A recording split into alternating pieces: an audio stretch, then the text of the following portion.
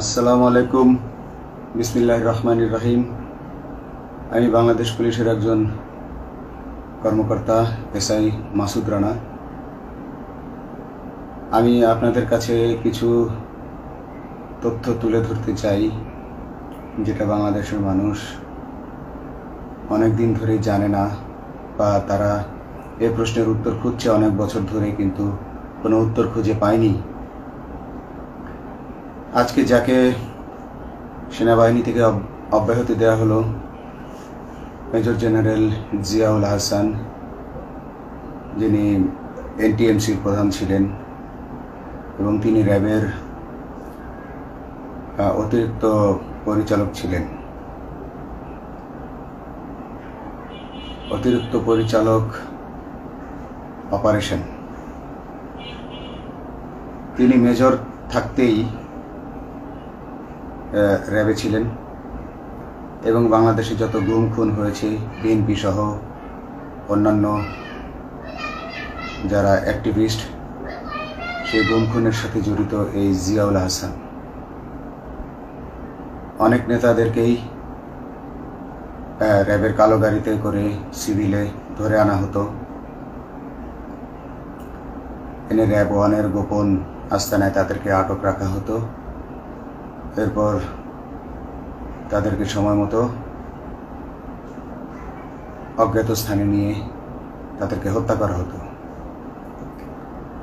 এবং অজ্ঞাত স্থানেই তাদের লাশ হয়তো নদীতে ডুবিয়ে দেওয়া হতো, নয়তো তাদেরকে দাফন করা হতো, নয়তো অ্যাসিডের মাধ্যমে তাদের লাশকে গলিয়ে দেওয়া হতো। আমি 2014 অক্টোবর থেকে 2017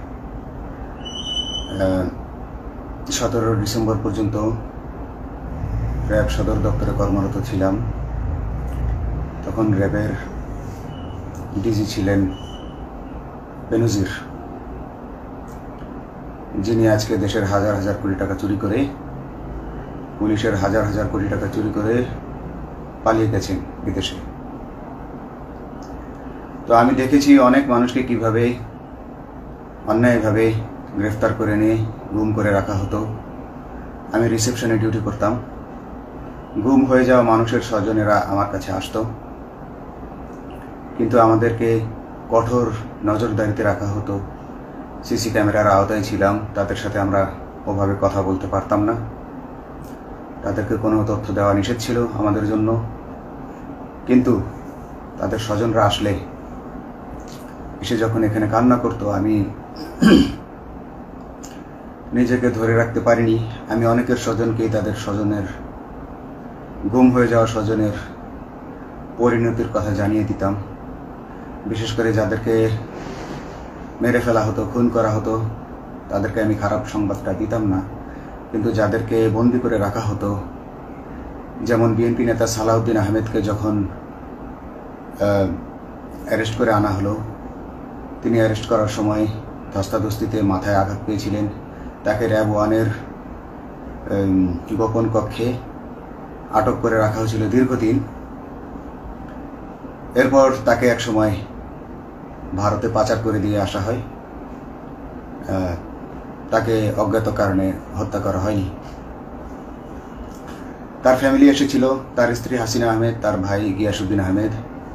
ওনারা আমার কাছে বেশ কয়েকবার এসেছেন। আমি কয়েকদিন ওনাদের এই উদ্বেগ, উৎকণ্ঠা, আমার সামনে বসে কান্নাকাটি দেখে আমি থাকতে পারিনি। আমি ওনাদেরকে কৌশলে আমার ফোন নাম্বার দিয়ে আমি ওনাদের সাথে দেখা করে ওনাদেরকে জানিয়ে দিই যে সালাউদ্দিন সাহেবকে হত্যা করা হয়নি, উনি জীবিত আছেন এবং ওনাকে হত্যা করার সিদ্ধান্ত নেওয়া হয়নি। এই সিদ্ধান্তগুলো জেনে নিতেন তিনি হচ্ছেন বর্তমানে মেজর জেনারেল জিয়াউল হাসান, যাকে আজকে অব্যাহতি দেওয়া হয়েছে। শুধু অব্যাহতি যদি দেয়া হয়, তাকে যদি বিচারের মুখোমুখি করা না হয়, তাহলে এই আন্দোলনের, এই স্বাধীনতার কোনো মূল্য থাকবে না। আমি আজকে আর কাউকে ভয় পাই না। আমি আজকে বিশ্বাস করি যে আজকে আমাকে এই সত্য বলার জন্য কেউ গুম করে দিতে পারবে না, এই সত্য বলার জন্য কেউ আমাকে অ্যারেস্ট করবে না। সেই কারণে আমি বুকে সাহস নিয়ে আজকে কথাগুলো বলছি। আপনারা যারা বিএনপি নেতা ইলিয়াস আলীর অপেক্ষায় আছেন, তাদের জন্য দুঃখজনক সংবাদ। তাকে অনেক আগেই হত্যা করা হয়েছে। তাকে পতেঙ্গা সমুদ্র সৈকত দিয়ে কড়া পাহারায় সাগরের মাঝখানে নিয়ে স্পিডবোটের মাধ্যমে মুখে পলিথিন পেঁচিয়ে হত্যা করে, তার পেট ছুরি দিয়ে ছিদ্র করে, তাকে পাথর দিয়ে বেঁধে সাগরে ডুবিয়ে দেওয়া হয়েছে। শুধু ইলিয়াস আলী নয়, অনেক নেতার সন্ধান যারা আজও পাননি। কিছু মানুষ তো আয়না ঘর থেকে উদ্ধার হয়েছে, কিন্তু যাদেরকে আপনারা পাননি তাদের সবার এই করুণ পরিণতি হয়েছে। আমি যদিও তারা এই কাজগুলো গোপনে, অতি গোপনে করত এবং র্যাবের অন্যান্য শাখার কর্মরত কর্মকর্তা কর্মচারীরা এটা জানতো না, কিন্তু আমি অত্যন্ত বিচক্ষণভাবে আমি এই খবরগুলো নিতাম, কারণ আমি জানতাম এগুলো একদিন আমি প্রকাশ করতে পারবো। এবং এই দিনটার অপেক্ষায় ছিলাম আজকে এত বছর, মানুষের কাছে সত্য প্রকাশের। বাংলাদেশের মানুষ জানুক যে কারা খুনি, কারা এত মানুষকে গুম খুন করেছে, এই দেশ থেকে এই দেশে ত্রাসের রাজত্ব কায়েম করেছে। তারা মাদকের ক্রস ফায়ারের নামে যে হত্যা ট্র্যাডিশন চালু করেছিল, এই ট্র্যাডিশনের উদ্দেশ্য ছিল বিরোধী দলের লোকজনকে হত্যা করা। কারণ পুলিশ এবং সেনাবাহিনীর অনেকেই মানুষ হত্যা করতে ভয় পেত, তারা এটাতে অভ্যস্ত ছিল না। অনেকেই অনেক সাহসী, কিন্তু একটা মানুষকে হত্যা করার পর তারা আর ঘুমাতে পারতো না, তাই তারা এসব কাজ করতো না। কিন্তু খুনে হাসিনা কিছু মানুষকে এভাবে হত্যা করতে করতে পুরস্কৃত করার মাধ্যমে হত্যা করতে অভ্যস্ত করে ফেলে। তারাই এই গ্রেফতারকৃত, এই গুমকৃত মানুষদেরকে গুলি করে হত্যা করত। এবং তারা এতটাই নিষ্ঠুর যে তারা এক একজন কয়েক শত করে হত্যা করেছে। এবং এই মানুষগুলোর সংখ্যা বেশি নয়, কারণ সবাই লাশ দেখতে পারে না। একটা মানুষকে খুন করার পর লাশের যে ছটফটানি এবং মাথায় গুলি করার পর মাথার যে বিকৃত অবস্থা, এই জিনিসগুলো আমাদের অনেকেই আমরা সহ্য করতে পারি না। তাই আমাদের মধ্য থেকে কিছু হায়নাকে বেছে নিয়ে তারা একটা টিম গঠন করে। তাদেরকে র্যাব সদর দপ্তরে বেনজির আহমেদ প্রতি মাসে পুরস্কার দিতে ডাকতেন এবং প্রত্যেকটা র্যাবের বিভিন্ন শাখায় এরকম দু একজন রাক্ষস ছিল যারা মানুষকে শুট করত, গুলি করত, হত্যা করত এবং গুম করত। তারা এখনো আছে। তাদেরকে আমি নতুন সরকারের কাছে দাবি জানাবো, তাদেরকে বের করতে হবে, তাদেরকে বিচারের আওতায় আনতে হবে। না হলে এত শহীদের বিনিময়ে যে ফ্যাসিবাদ থেকে, যে স্বৈর শাসন, যে খুনি হাসিনার হাত থেকে আমরা মুক্তি পেয়েছি, সে মুক্তির প্রকৃত মূল্য আমরা পাবো না, প্রকৃত স্বাদ আমরা পাবো না। এই খুনিদেরকে বের করতে হবে, এই খুনিদেরকে বের করে আইনের আওতায় আনতে হবে। বাংলাদেশ পুলিশ কখনোই গুলি করতে অভ্যস্ত ছিল না। আপনারা জানেন একসময় পুলিশ যে গুলি করতো না, এটা নিয়ে অনেক ব্যঙ্গচিত্র ছাপা হতো পত্রিকাগুলোতে, যে গুলি না করতে গুলি খেলনার বন্দুকে পরিণত হয়েছে। তো কিন্তু সেই নিরীহ পুলিশকে রক্তপিপাসু হিসেবে শেখ হাসিনা তৈরি করেছে।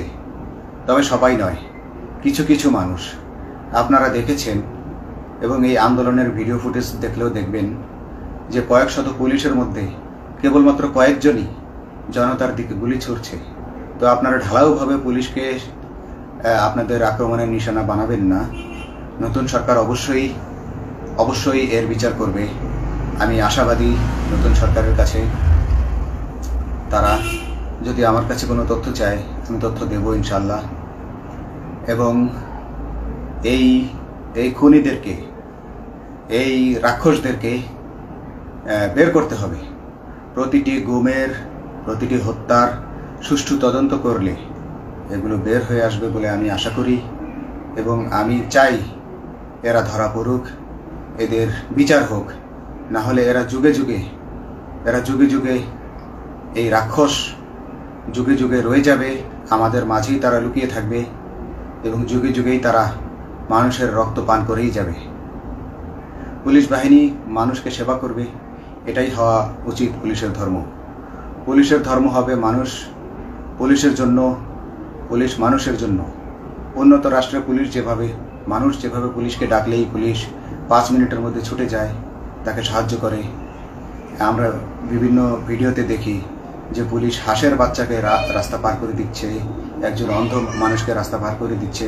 বাংলাদেশের পুলিশ এমনটাই করতে চায়, আমরা এমনটাই করতে চাই, কিন্তু সেই পরিস্থিতিতে আমাদেরকে রাখা হয়নি।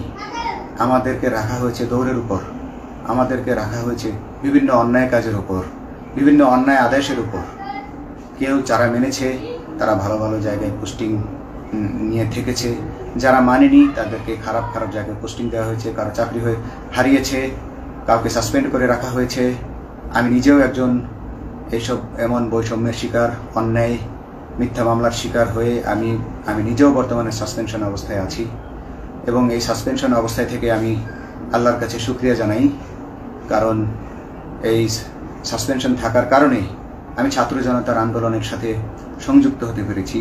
আমি সবসময় আল্লাহর কাছে দোয়া করেছি যে আল্লাহ তুমি আমাকে মুজাহিদ হিসেবে কবুল করো, আমাকে জিহাদ করার তৌফিক দান করো এবং আমাকে শহীদী মৃত্যু দান করো। এবং আল্লাহ আমার দোয়া কবুল করেছেন। আমি ছাত্র জনতার সাথে এই জিহাদে অংশগ্রহণ করেছি, ছাত্র জনতা সফল হয়েছে। আমি গর্বিত আমি এই আন্দোলনে একজন পুলিশ অফিসার হয়েও আমি অংশগ্রহণ করতে পেরেছি। তো যাই হোক, আমি চাইব যে বাংলাদেশ পুলিশের, র্যাবের যে সকল কর্মকর্তা অগণিত মানুষের গুম খুনের সাথে জড়িত ছিল তাদেরকে ধরা হোক, তাদেরকে আইনের আওতায় আনা হোক। আমাদের মতো অনেক অফিসার আছি যারা এসব কুকর্মের সাক্ষী, আমরা সাক্ষ্য দেব। আমরা এখন আর ভয় পাই না। আমরা আসলে যে ভয় পেয়েছি তা নয়, আমাদের বাহিনীতে টিকে থাকাটা জরুরি ছিল। জনগণের স্বার্থেই আমাদের বাহিনীতে থাকা জরুরি ছিল, কারণ আমরা যদি বাহিনী থেকে আউট হয়ে যেতাম তাহলে এসব তথ্য আমরা জানতে পারতাম না এবং জনতার কাছে পৌঁছাতে পারতাম না। জনতার কথা বলতে হলে, জনতার সাথে থাকতে হলে আমি পজিশনেও থাকতে হবে। এই জন্য অনেক কিছুই প্রকাশ করিনি, কারণ আপনারা ভালো মতোই জানেন যে অনেক সেনাবাহিনীর মেজরকেও গুম করে দেওয়া হয়েছে যারা মুখ খুলেছে। আমি তো একজন সামান্য সাব ইন্সপেক্টর, আমাকে গুম করে দেওয়া তাদের 1 সেকেন্ডের ব্যাপার ছিল। তো আমি এখন বিশ্বাস করি যে এখন সেই দিন, সেই কালো মেঘ সরে গেছে আকাশ থেকে, আকাশ মুক্ত হয়েছে, এই দেশ জালিমের শাসন থেকে মুক্ত হয়েছে। আল্লাহ তাআলা আমাদের উপর রহমত বর্ষণ করেছে। অগণিত মুসলিমের দোয়া আল্লাহ তাআলা কবুল করেছেন, অগণিত 18 কোটি মানুষের দোয়া আল্লাহ কবুল করেছেন। এইভাবে হঠাৎ করে 15 দিনের মধ্যে 15 বছর ধরে গড়ে ওঠা রাক্ষসের পতন ঘটা আল্লাহর রহমত ছাড়া, আল্লাহর রহমত ছাড়া এটা কখনোই সম্ভব হতো না। আমি আল্লাহর উপর ভরসা রেখে বলছি, আপনারা নতুন প্রশাসনকে ঢেলে সাজান, পুলিশ বাহিনীকে ঢেলে সাজান। এই সিস্টেমের মধ্যেই, পুলিশের এই সিস্টেমের মধ্যেই গণ্ডগোল আছে, নিয়োগের মধ্যে গণ্ডগোল আছে। আপনারা এই সিস্টেমগুলো পরিবর্তন করুন, আপনারা এই সিস্টেম পরিবর্তনে সাহায্য করুন এবং পুলিশ ডিপার্টমেন্টে যত ডিপার্টমেন্টাল পরীক্ষা আছে এগুলো তুলে দেন। এই ডিপার্টমেন্টাল পরীক্ষাগুলোর মাধ্যমে আমাদের ঊর্ধ্বতনরা আমাদের গলা সবসময় চিপে ধরে রাখে, ঠিক আছে?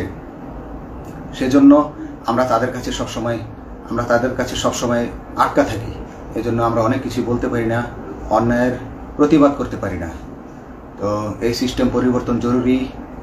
ডিপার্টমেন্টে কোনো পরীক্ষা থাকা যাবে না।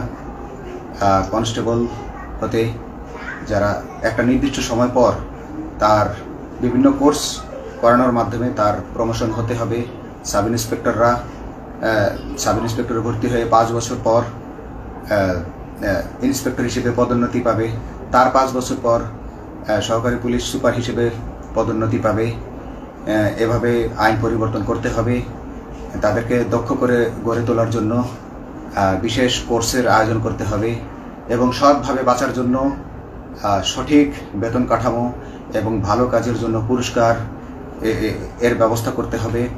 বিভিন্ন যে চোরাই মাল মাদক উদ্ধারের জন্য সেক্ষেত্রেও বিশেষ পুরস্কারের ব্যবস্থা থাকতে হবে এবং বাসস্থান এবং যানবাহন, পুলিশের যেই ব্যয়টা হয় সেটা হচ্ছে বাসস্থান এবং যানবাহন। পুলিশ আমরা নিজের বেতনের টাকা দিয়ে মোটরসাইকেল কিনে চাকরি করতে হয়, এই বিষয়টা যেন না করতে হয় এবং সরকারি বাসস্থান যদি আমাদেরকে দেয়া হয় তবে আমরা বেতনের টাকা দিয়ে আমরা মানুষকে সেবা দিতে পারবো, সৎভাবে চলতে পারবো এবং দেশের মানুষকে সন্তুষ্ট করতে পারবো ইনশাআল্লাহ। তো আমি আপনাদেরকে প্রথমে যেই তথ্যগুলো দিয়েছি গুম খুনের বিষয়ে, আপনারা এই তথ্যগুলো অনুসন্ধান করুন, অনুসন্ধানে টিম গঠন করুন। প্রত্যেকটা গুম খুনের বিচার হতে হবে এই দেশে। যারা আটক ছিলেন অনেকেই হয়তো এখন আয়নাঘর থেকে মুক্তি পেয়েছেন, কিন্তু যারা দুর্ভাগ্যের শিকার হয়ে মৃত্যুবরণ করেছেন তাদের আত্মীয় স্বজনরা, তাদের প্রতি আমার সমবেদনা রইল। তারা জোর দাবি তুলুন, তারা সবাই সরকারের কাছে আপনাদের পরিবার পরিজনের নিখোঁজ হওয়ার বিষয়টি তুলে ধরুন, আপনারা জোর দাবি জানান এবং গুম খুন তদন্তে একটি তদন্ত কমিটি গঠন করা হোক, যেখানে কোনো পুলিশ বা সেনাবাহিনীর সদস্য থাকবে না। এটা হতে পারে বিচার বিভাগীয় তদন্ত বা অন্য কারো মাধ্যমে, কিন্তু এই হায়নাদের এই খুনিদেরকে বের করুন, বের করে এদেরকে শাস্তির আওতায় আনুন, তবেই এই তারা তাদের বলিদান সফল হবে। আসসালামু আলাইকুম।